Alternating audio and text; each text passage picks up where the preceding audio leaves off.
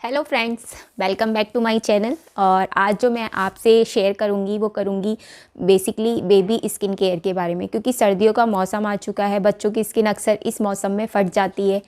तो आज जो हम बात करेंगे वो स्किन केयर के बारे में करेंगे।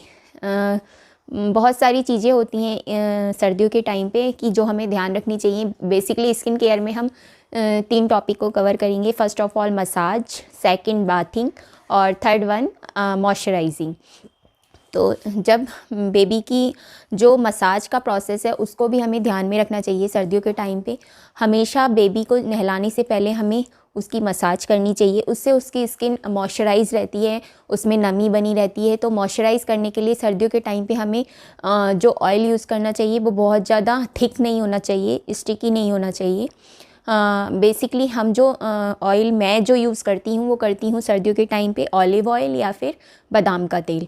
ये दोनों ही ऑयल बहुत अच्छे होते हैं सर्दियों के टाइम पे, क्योंकि ये अपने आप में एक गर्मी प्रोवाइड करते हैं बेबी की बॉडी को। तो इसलिए मैं इन्हीं को रिकमेंड करती हूँ। और मैं जो यूज़ करती हूँ वो फिगारो का ऑलिव ऑयल यूज़ करती हूँ, और आलमंड ऑयल में बादाम शरीन ऑयल यूज़ करती हूँ। तो आप भी इनको यूज़ कर सकते हैं। अगर आप फिर भी इनको यूज़ नहीं करना चाहते हैं या कोई और, तो आपके पास एक अदर ऑप्शन है। सरसों के तेल में आप लहसुन और अजवाइन को पका के उसका ऑयल बना लें, और जब भी बच्चे की मसाज करनी हो, चाहे वो कोई भी ऑयल आप यूज़ कर रहे हो, उसको हल्का गुनगुना करके ही बच्चे की बॉडी पे अप्लाई करें। उससे क्या है, बच्चे को ठंड नहीं लगेगी। और जब आप बॉडी की मसाज कर रहे हो तो अपने हाथ पे पहले उसको रब करें, ताकि आपके हाथों में भी थोड़ी गर्माहट आ जाए, और बेबी की बॉडी पे जब आप अप्लाई करें तो उसको ठंडा ना लगे। इससे क्या है कि बच्चे को सर्दी भी नहीं लगेगी। लोग कहते हैं कि सर्दियों में मसाज नहीं करनी चाहिए, ऐसा नहीं है। सर्दियों में भी रेगुलर मसाज करनी चाहिए। डिपेंड करता है कि आप किन किन चीज़ों का ध्यान रखते हैं। आप जब भी सर्दियों में बच्चे की मसाज करें तो एक क्लोज़ रूम में करें जहाँ पर हवा ना आए, या फिर ऐसी एरिया में करें जहाँ पे धूप काफ़ी तेज़ हो, या आपके रूम के टेम्परेचर जो है वो 30 डिग्री के नियर अबाउट हो। अगर धूप नहीं निकल रही है तो आप रूम को क्लोज़ करके पहले उसमें ब्लोअर चला लें, या फिर रूम हीटर ऑन करके ऑफ़ कर दें, ताकि उसका जो टेम्परेचर है वो थोड़ा मेंटेन हो जाए और गर्म हो जाए। फिर उसके बाद आप बेबी की मसाज करें। और मसाज के टाइम पे आपको बहुत ज़्यादा टाइम नहीं लेना है। सारी प्रिपरेशन पहले से करके रखनी है, फिर तुरंत 5 से 6 मिनट के अंदर अंदर बच्चे की मसाज करनी है। उसके तुरंत बाद आपको बेबी की बाथिंग करानी है। बहुत ज़्यादा बॉडी को खुला नहीं रखना है बहुत देर तक। तो उसके लिए आप पहले से बाथिंग की जो भी प्रिपरेशन है वो करके रखें। नहाने के लिए जो भी सामान चाहिए वो पहले से करके रखें। बच्चे को हमेशा जब भी नहलाएं वो आप बंद बाथरूम में नहलाएं, जिसका टेम्परेचर आप गर्म पानी से मेंटेन कर सकते हैं, या फिर आप उसके अंदर अगर गीज़र है तो आप टैप चला के रखें, तो वहाँ का जो एनवायरनमेंट है वो थोड़ा गर्म हो जाता है। उसमें स्टीम बन जाती है तो थोड़ा बच्चे को गर्म गर्म लगता है।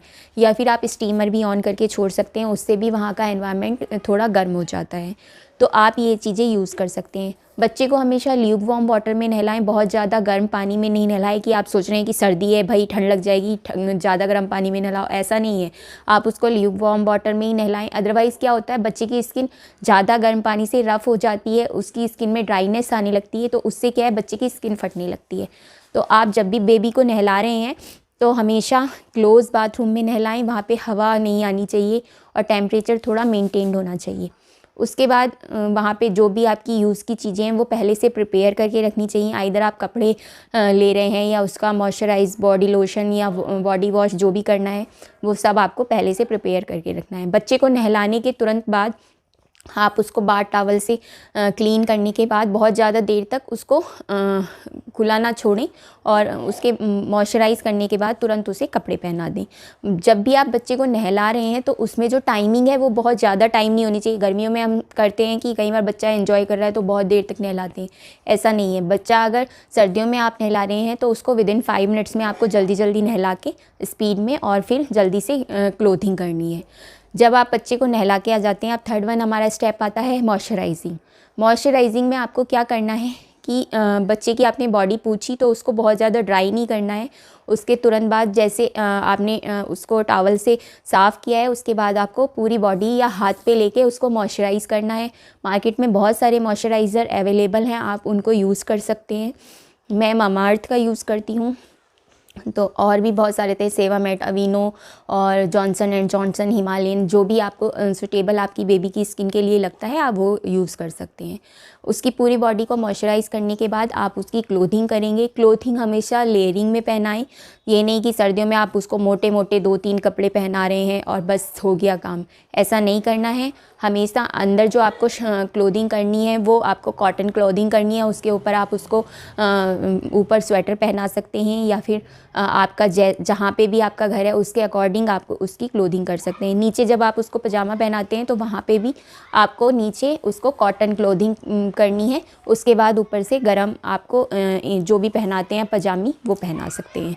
तो मॉइस्चराइज अब कई बार होता है बच्चे की स्किन के लिए, मैं जो आपको प्रोडक्ट बता देती हूँ, मैं बहुत सारी होम रेमेडीज़ भी करती हूँ तो उसी के बारे में मैं बता रही हूँ। ये तो 3 मैंने आपको जो स्टेप होते हैं वो बताए हैं बेबी की स्किन केयर के लिए। अब हम क्या कर सकते हैं अगर हमारे बच्चे की स्किन फट रही है तो फर्स्ट ऑफ ऑल होता है कि अगर बच्चे के होंठ फट रहे हैं या फिर गाल फट रहे हैं तो हमें क्या करना है, जो कच्चा दूध आता है बेसिकली वैसे तो शहरों में नहीं मिलता है, लेकिन अगर आपने कहीं डेयरी पे लगाया हुआ है या कहीं पे भी तो आप उस कच्चे दूध को थोड़ा सा कॉटन में लेके उसके गालों पे और होठों पे लगाएं तो उससे क्या है उसकी स्किन सॉफ्ट हो जाती है, मॉइस्चराइज हो जाती है और बहुत ही अच्छी रहती है।